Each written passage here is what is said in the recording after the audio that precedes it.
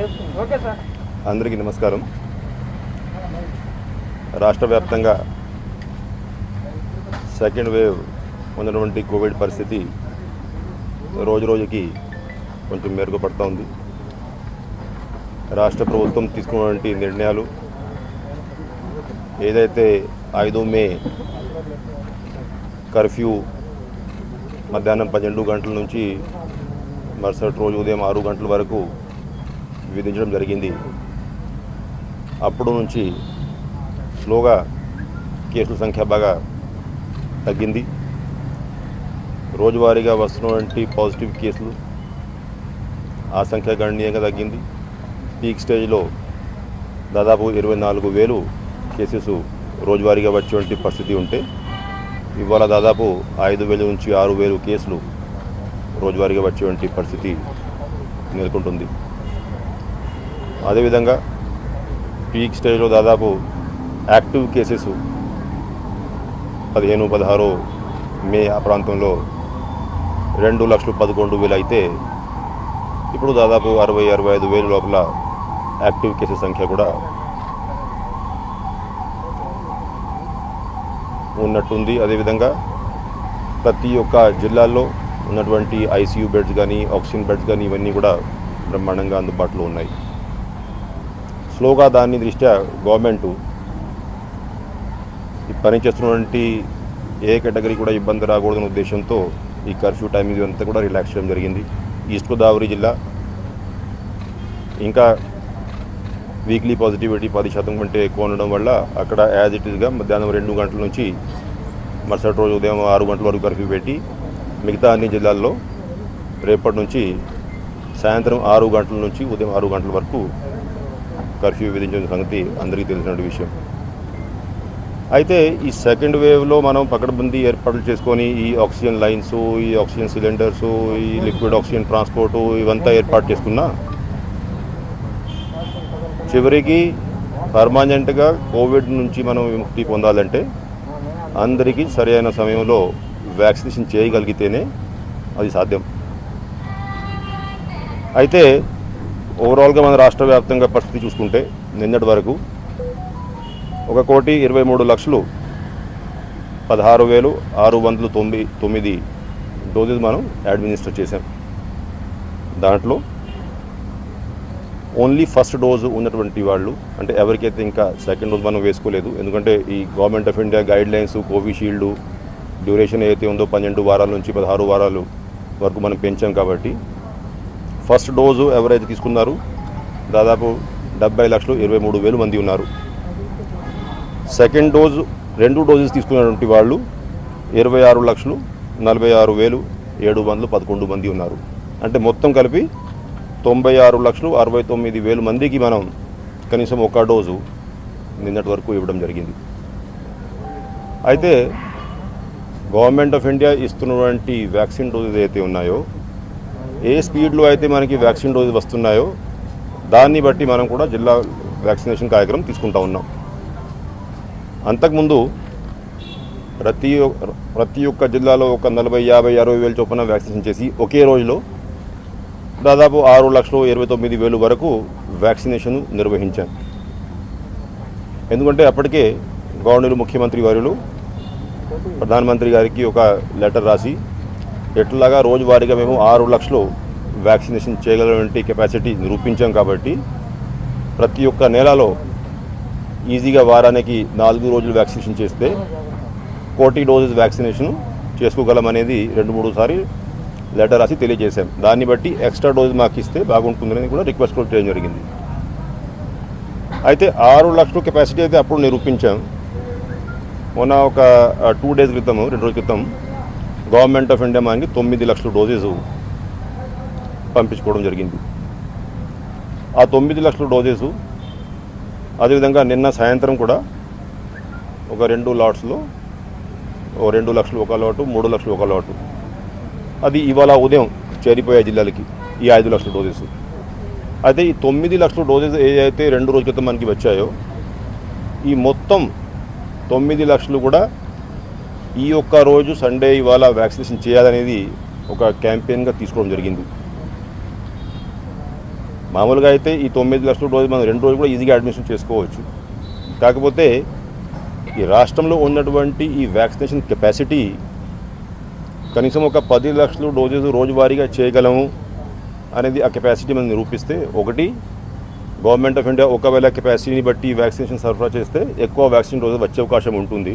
రెండోది ఏంటంటే ఆగస్టులో సెప్టెంబర్లో ఎప్పుడైతే వ్యాక్సిన్ అవైలబిలిటీ పెరుగుతుందో అప్పుడు ఎంతవరకు మనము ఒక నెలలో డోసెస్ వాడుకోవచ్చు, దానికి ఈ ఒక ఎస్టిమేషన్ కోసం కూడా ఉపయోగపడుతుంది. అదేవిధంగా ప్రజల్లో కూడా ఒక అవేర్నెస్, అంటే ఆ వ్యాక్సినేషన్ అందరూ తీసుకున్నప్పుడు అందరూ కూడా మోటివేట్ అయ్యే అవకాశాలు ఉంటాయి. ఈ వ్యాక్సిన్ హెజిటెన్సీ ఏదైతే ఎంత కొంత ఇంకా మిగిలి ఉంది అది కూడా తగ్గుతుంది అనే ఉద్దేశంతో మనం ఈ క్యాంపెయిన్ లాంచ్ చేశాం. ఇప్పుడు వరకు మనం దాదాపు 5,30,000 మందికి ఇవాళ ఒకే రోజులో వ్యాక్సినేషన్ చేయడం జరిగింది. ఏదైతే చిత్తూరు జిల్లాలో ఉందనుకోండి 55,000 వ్యాక్సిన్ డోసెస్ నిన్న సాయంత్రం వరకు జిల్లాలో ఉన్నాయి. అది ఆ మొత్తం 55,000 కూడా ఇంకొక గంటలో పూర్తి అయ్యే అవకాశాలు ఉన్నాయి. నిన్న ఏదైతే 5 లక్షల డోసులు వచ్చినాయో సాయంత్రం, దాంట్లో కొంత కోట ఇవాళ ఉదయం 10 గంటలకి జిల్లా అడ్మినిస్ట్రేషన్కి మనం ఇవ్వడం జరిగింది. అవంతా కూడా పిహెచ్సి వారీగా ట్రాన్స్పోర్టేషన్ జరుగుతూ ఉంది. బహుశా దాంట్లో కూడా కొంత కోట ఇంకా సాయంత్రం వరకు వాడుకునే అవకాశం ఉంది. ఈ సందర్భంగా ఇవాళ 9 లక్షలు చేయగలిగితే 9 లక్షలు, అంతకంటే కొంచెం ఎక్కువ చేయగలిగితే ఇంకా మంచిది. ఆ వ్యాక్సినేషన్ చేసి గవర్నమెంట్ ఆఫ్ ఇండియాకి మనం మన కెపాసిటీని నిరూపించబోతున్నాం. దీంట్లో ప్రతి ఒక్క జిల్లా కలెక్టర్, ప్రతి ఒక్క డిపార్ట్మెంట్ అధికారి, దాంట్లో revenue department, medical department, police department, అందరూ డిపార్ట్మెంట్ కలిసికట్టుగా అయితే పని చేస్తున్నారు. వాళ్ళందరినీ కూడా నేను ఈ సందర్భంగా హృదయపూర్వకంగా అభినందిస్తున్నా. ఇవాళ తీసుకున్నటువంటి క్యాంపెయిన్ సక్సెస్ ఎట్లయినా చేయబోతున్నాం. అది కాక ఏదైతే ఇప్పుడు ఈ సెకండ్ వేవ్ కేసెస్ తగ్గుతున్న సందర్భంలో ప్రజల్లో కూడా మళ్ళీ ఒకసారి, అంటే ఈ కోవిడ్ నిబంధనలు అయితే ఉన్నాయో, సోషల్ డిస్టెన్సింగు, మాస్క్ వాడుకోవడము, శానిటైజేషన్ చేసుకోవడము, ఇవన్నీ ఎందుకంటే కేసు సంఖ్య తగ్గేసరికి మళ్ళీ కొంచెం రిలాక్స్ అయ్యే ప్రమాదం ఉంది. కాబట్టి ప్రతి ఒక్క కలెక్టర్కి మళ్ళీ ఈ క్యాంపెయిన్ తీసుకోమని చెప్పేసి కూడా గైడ్లైన్స్ జారీ చేయడం జరిగింది. ఈ గైడ్లైన్ బట్టి ప్రజల్లో మళ్ళీ ఒక చైతన్యం తీసుకురావాల్సిన అవసరం ఉంది. మనం ఎకానమీ ఒక సైడు ఓపెన్ చేసేస్తూ ఉన్నాం, ఇంకొక సైడ్ ఇవన్నీ గైడ్లైన్స్ పాటించకపోతే మళ్ళీ కేసులు పెరిగి ఉంటే ప్రమాదం ఉంది. కాబట్టి ప్రతి ఒక్కరూ రాష్ట్రమంతా కూడా 2 డోసులు ఎవరైతే ఆడుతూ ఉందో ఆ 2 డోసులు పూర్తిగా వ్యాక్సిన్ అయ్యేంత వరకు అందరూ కూడా చాలా జాగ్రత్త తీసుకోవాల్సిన అవసరం ఉందనేది మీ ద్వారా ప్రజలకి విజ్ఞప్తి చేస్తూ ఉన్నా. ఇప్పుడు వరకు ప్రస్తుతానికి మనం రాష్ట్రంలో 45 సంవత్సరాల పైన ఉన్నటువంటి రెసిడెంట్స్ అందరికీ కూడా వ్యాక్సినేషన్ వేసుకోవడం జరుగుతూ ఉంది. బిలో 45 అయితే ఓన్లీ 2 కేటగిరీస్ మనం పర్మిషన్ ఇచ్చాం ప్రస్తుతానికి. ఎవరైనా పిల్లలు కానీ, బయట పని చేస్తున్నటువంటి అంటే స్టూడెంట్స్ కానీ, మిగతా వాళ్ళు కానీ ఎవరైతే అబ్రాడ్ వెళ్ళాల్సిన అవసరం ఉంది above the age of 18 years, అటువంటి వాళ్ళకి రిలాక్సేషన్ ఇచ్చాం. అదేవిధంగా 0 to 5 ఇయర్స్ కిడ్స్ ఉన్నటువంటి మదర్స్ ఎవరైతే ఉన్నారో వాళ్ళకి కూడా మనం రిలాక్సేషన్ ఇచ్చాం. అటువంటి మదర్స్ మనం ఒకసారి డేటా చూసుకున్నట్లయితే నిన్నటి వరకు దాదాపు 18 లక్షల మంది ఇటువంటి మదర్స్ ఉన్నారు. దాంట్లో 5.5 లక్షల వరకు నిన్నటికే కవరేజ్ ఉంది. బహుశా ఇవాళ చాలా వరకు ఆ కేటగిరీలో కూడా కవరేజ్ సాధించే అవకాశం ఉంది. ఓవరాల్ తిరుపతి కార్పొరేషన్లో కూడా వ్యాక్సినేషన్ డ్రైవ్లు చాలా బ్రహ్మాండంగా చేస్తూ ఉన్నారు. 45 ఇయర్స్ ప్లస్ కేటగిరీలో కూడా దాదాపు 80-85% కవరేజ్ ఇప్పటికీ సాధించి ఉన్నారు. బహుశా ఇవాళ డ్రైవ్తో లేకపోతే ఇంకొక 2-3 రోజుల్లో ఈ 45+ కేటగిరీ, అదేవిధంగా బిలో 45 ఈ మదర్స్ కేటగిరీ అయితే ఉందో బిలో 5 ఇయర్స్ ఏజ్ పిల్లలు, అవంతా కూడా పూర్తిగా వాళ్ళు కవరేజ్ చేయగలని చెప్పిన నమ్మకం అనేది క్లియర్గా కనపడతా ఉంది. ఇందాక పూర్తిగా డీటెయిల్స్తో జిల్లా కలెక్టర్, అదేవిధంగా మున్సిపల్ కమిషనర్ అందరితో కూడా సమీక్ష సమావేశం నిర్వహించి ఈ డేటా అంతా కూడా తీసుకోవడం జరిగింది. బ్రహ్మాండంగా వ్యాక్సినేషన్ డ్రైవ్ జరుగుతూ ఉంది. రాష్ట్ర వ్యాప్తంగా కూడా డెఫినెట్లీ ఇవాళ ఈ వ్యాక్సిన్ డ్రైవ్ సక్సెస్ అవుతుంది నమ్మకం నాకు. ఇప్పుడు థర్డ్ వేవ్ ఎప్పుడు వస్తుంది, పిల్లలకి ఎంతవరకు ఇంపాక్ట్ ఉంటుంది, రకరకాల ఎక్స్పర్ట్స్ చాలా వరకు మీడియాలో స్టేట్మెంట్స్, రిపోర్ట్స్ ఇవన్నీ కూడా ఇస్తూ ఉన్నారు. ఉదాహరణంగా ఎయిమ్స్ డైరెక్టర్ గారు స్పష్టంగా థర్డ్ వేవ్ వచ్చినా కూడా పిల్లలకి ఎటువంటి ఎక్స్ట్రా, అంటే అంతకుముందు ఉన్న వేవ్ కంటే ఎక్స్ట్రా సీరియస్నెస్ ఎటువంటి ఉండదని చెప్పేసి చెప్తా ఉన్నారు. కొన్ని రాష్ట్రాల నుంచి ఎక్స్పర్ట్స్ థర్డ్ వేవ్ వస్తే పిల్లలకి ఎక్కువ ఎఫెక్ట్ అయ్యే ప్రమాదం ఉంది కూడా ఇంకొక వైపు చెప్తూ ఉన్నారు. దానివల్ల మనం కూడా ఒక రాష్ట్ర స్థాయి కమిటీని ఏర్పాటు చేసుకున్నాం. ఆ కమిటీలో చాలామంది పీడియాట్రిక్ ఎక్స్పర్ట్స్ వీళ్ళంతా కూడా ఉన్నారు. వాళ్ళు ఒకవేళ థర్డ్ వేవ్ ఏ విధంగా అయితే ఫస్ట్ సెకండ్ వేవ్లో కేసుల సంఖ్య వచ్చిందో అటువంటి కేసుల సంఖ్య మళ్ళీ వస్తుందనేది కాదు, ఒకవేళ వచ్చినా కూడా దాంట్లో ఎంతమంది పిల్లలు ఎఫెక్ట్ అయ్యేటువంటి ప్రమాదం ఉంది అనేది ఒక యాంటిసిపేషన్తో పీక్ లోడ్ అసెస్మెంట్ చేసుకొని జిల్లా వారీగా మనకి ఇన్ఫర్మేషన్ ఇవ్వడం జరిగింది. ఆ జిల్లా వారీగా ఇన్ఫర్మేషన్ దాన్ని బట్టి ప్రతి ఒక్క జిల్లా కలెక్టర్ కూడా యాక్షన్ ప్లాన్ సిద్ధం చేసుకున్నారు. అంటే ఎన్ని పీడియాట్రిక్ బెడ్స్ అవసరం ఉంటాయి, ఎన్ని నియోనేటల్ ఐసీయూస్ అవసరం ఉంటాయో, మిగతా ఎక్విప్మెంట్ ఏ విధంగా అవసరం ఉంటుందో, డ్రగ్స్ ఇవన్నీ ఏ విధంగా ప్రత్యేకంగా అవసరం ఉంటుందో. ఉదాహరణంగా సెకండ్ వేవ్లో మీకు తెలుసు స్టార్టింగ్లో రెమ్డెసివిర్ గురించి చాలా హడావడి చేశారు అందరూ. తర్వాత ఫ్రీగా అవైలబుల్ ఉందనుకోండి రెమ్డెసివిర్ అప్పటి నుంచి. అదేవిధంగా చిన్న పిల్లలకి ఒకవేళ ఇమ్యూనోగ్లోబిన్స్ అవసరం అయితే దానికి ఏమైనా షార్టేజ్ వస్తే ముందుగానే మనం కావాల్సిన డోసు, అంటే ఉదాహరణగా ఇమ్యూనోగ్లోబిన్ కేసులో మనం 10,000 డోసులు కొనుక్కొని ముందుగానే ఏర్పాట్లు చేస్తూ ఉన్నాం. అట్లాగా ఐసీయూ బెడ్స్ నుంచి మొదలుపెట్టి ఆక్సిజన్ లైన్స్, నర్సెస్కి కావాల్సిన training, requirement of paediatric doctors, ఇవంతా కూడా మాస్టర్ ప్లాన్ తయారు చేసుకొని దాన్ని బట్టి గవర్నమెంట్ శాంక్షన్ ఇవంతా ఇచ్చారు. పనులు మనం ముందుకు తీసుకుపోతూ ఉన్నాం. ప్రత్యేకంగా ఫస్ట్ వేవ్కి సెకండ్ వేవ్కి డిఫరెన్స్ మీరు కూడా చూశారు ఆక్సిజన్ రిక్వైర్మెంట్లో. అసలు కోవిడ్ స్టార్టింగ్లో ఫస్ట్ వేవ్ కూడా ప్రారంభించే ముందు రాష్ట్ర వ్యాప్తంగా 3,636 ఆక్సిజన్ లైన్స్ ఉన్నాయి all put together. First wave పూర్తి అయ్యేసరికి మనం ఈ కెపాసిటీని 23,000కి పెంచుకున్నాం.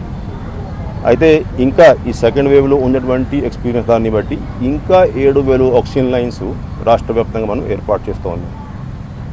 ఆక్సిజన్ లైన్స్తో పాటు లాస్ట్ ఇయర్ తిరుపతిలో మీరు చూశారు, ఈ లిక్విడ్ ఆక్సిజన్ మూవ్మెంట్లో ఎక్కడైనా ఇబ్బంది వస్తే కొంచెం ప్రమాదం అనేది అందరూ కూడా గుర్తించారు.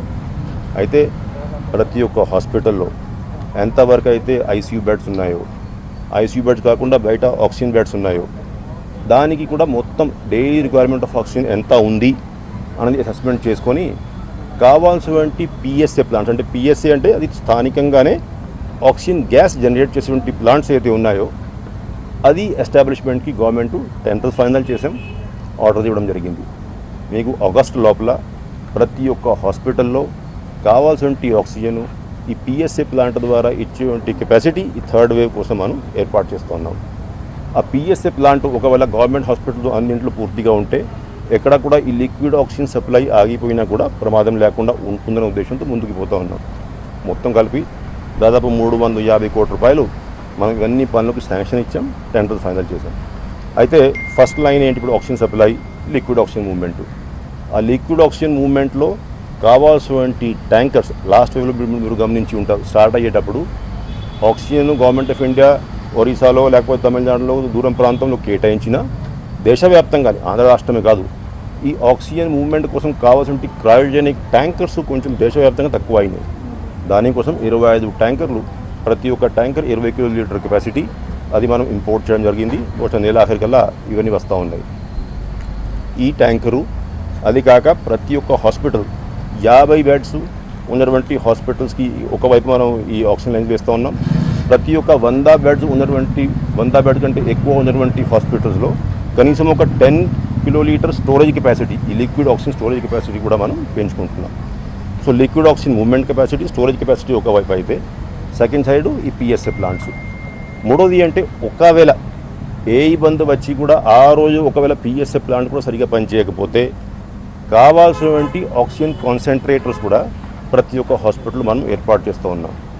రాష్ట్ర వ్యాప్తంగా మనం టెండర్స్ అంతా పెట్టి అంటే ఆ ఆక్సిజన్ కాన్సన్ట్రేటర్స్ అరైవల్ మొదలైంది. మొత్తం కలిపి దాదాపు 15,000 కాన్సన్ట్రేటర్స్ ఏర్పాటు చేసుకుంటున్నాం.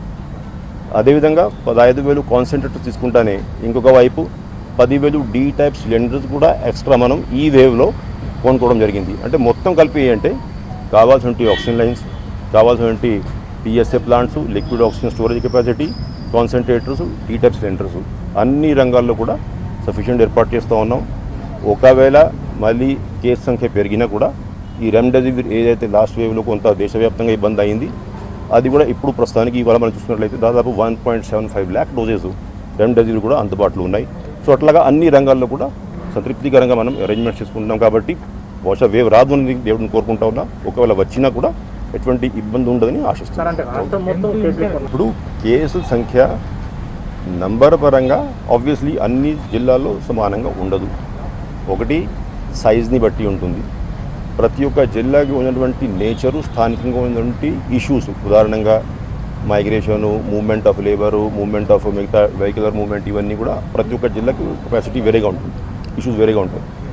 రెండోది అంటే ప్రతి ఒక్క జిల్లా టైమింగ్, అంటే ఏ జిల్లాలో ఎప్పుడు మొదలైంది, ఎప్పుడు తగ్గుతున్నాయి కేసెస్, దాన్ని బట్టి ఆధారపడి ఉంటుంది. కానీ ఓవరాల్ మీరు చూసుకుంటే లాస్ట్ 8 months డేటా మీరు చూసుకున్నారనుకోండి, April 15th నుంచి మొదలు పెడితే దట్ వస్తే June 15th వరకు ప్రతి ఒక్క జిల్లాలో, that includes east Godavari, it includes Chittoor, ప్రతి ఒక్క జిల్లాలో గత 5 వారాల నుంచి ఈ వీక్లీ పాజిటివిటీ అయితే ఉందో బ్రహ్మాండంగా తగ్గుతూ ఉంది. కేసుల సంఖ్య కూడా తగ్గుతూ ఉన్నాయి.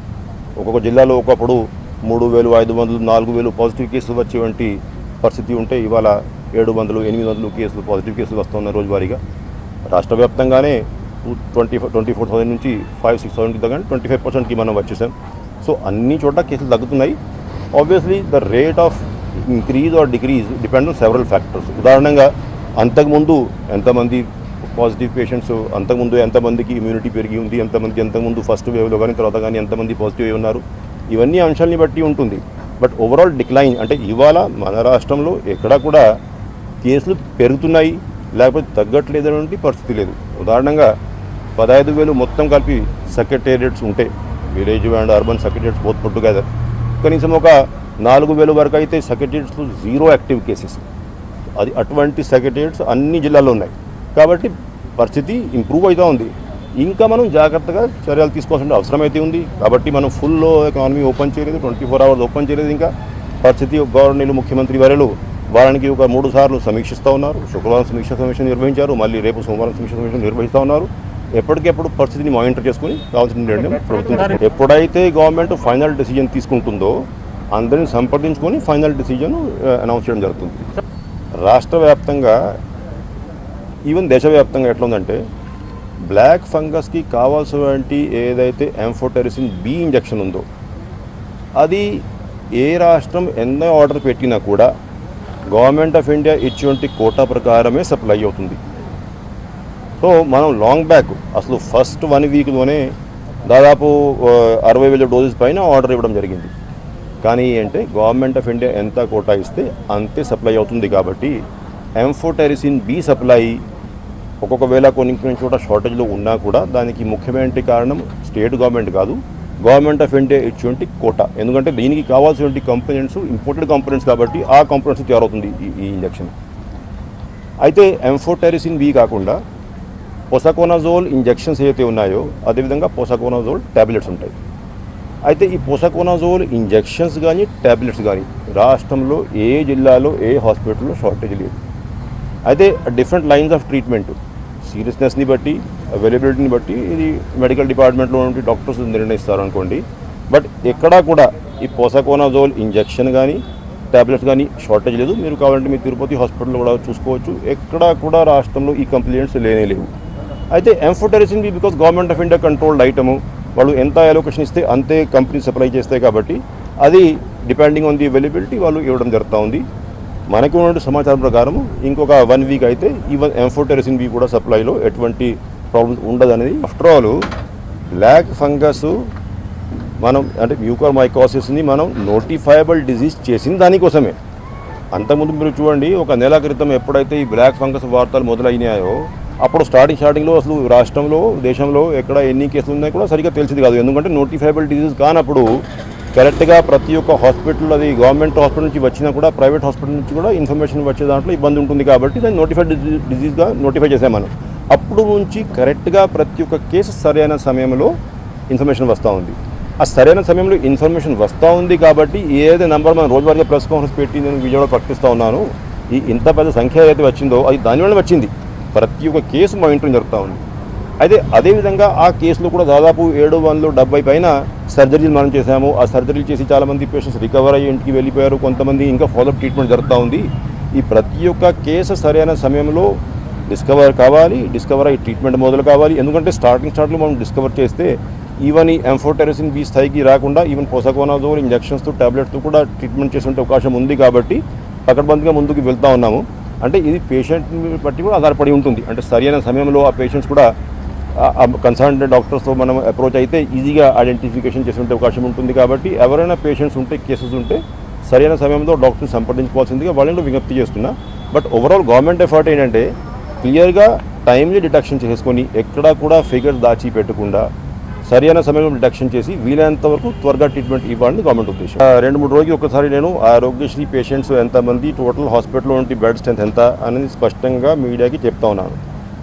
మొన్న నేను ఇచ్చినటువంటి ఫిగర్స్ ప్రకారము రాష్ట్ర వ్యాప్తంగా ఉన్నటువంటి టోటల్ కోవిడ్ కేసెస్ ఏదైతే హాస్పిటల్లో ట్రీట్మెంట్ తీసుకుంటా ఉన్నారో దాంట్లో 91% ఆరోగ్యశ్రీ పేషెంట్స్ ఉన్నారు. అంటే గవర్నమెంట్ ప్రైవేట్ కలిపి మినిమం ప్రతి ఒక్క జిల్లాలో 60% పేషెంట్స్ కోవిడ్ ట్రీట్మెంట్ ఎవరైతే తీసుకుంటారో ప్రైవేట్ హాస్పిటల్స్లో వాళ్ళు కూడా ఆరోగ్యశ్రీ పేషెంట్స్ అనేది స్పష్టంగా ఫిగర్స్ ఉన్నాయి.